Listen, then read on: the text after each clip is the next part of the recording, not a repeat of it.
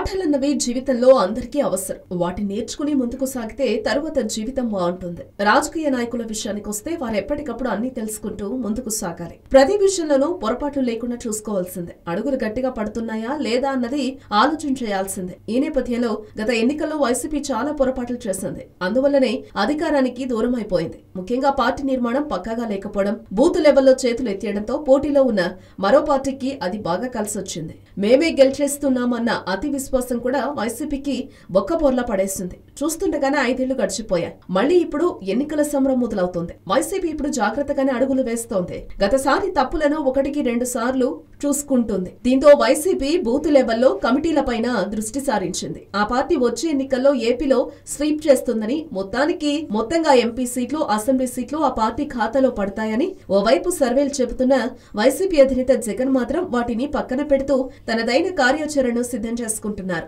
Booth స్థాయిలో పార్టీకి ఓట్లు పడేలా యంత్రాంగాన్ని సిద్ధం చేస్తున్నారు. దీంతో సమరశంఖారావం పేరిట పోలింగ్ బూత్ లెవెల్ క్యాడర్ తో సమావేశాలు పెడుతున్నారు. సమరశంఖారావం సభలు సీమ జిల్లాల నుంచి జగన్ మొదలు పెడుతున్నారు. ఫిబ్రవరి 4 నుంచి 3 రోజుల పాటు తిరుపతి, కడప, అనంతపురంలో ఈ సమావేశాలుంటాయి. ఆ తర్వాత మిగిలిన జిల్లాలు కూడా జరుగుతాయి. మొత్తానికి ఫిబ్రవరి నెలంతా జగన్ బూత్ కమిటీల మీదనే దృష్టి పెట్టబోతున్నారు.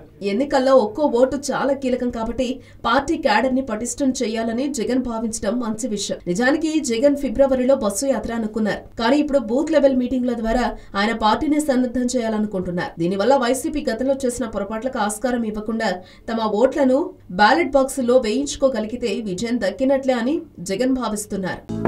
హలో, మిమ్మల్నే యోయో టీవీ యాప్ డౌన్లోడ్ చేసుకున్నారా? ఇంకా లేదా? మీ యాప్ స్టోర్ కి వెళ్ళి వెంటనే డౌన్లోడ్ చేసుకోండి.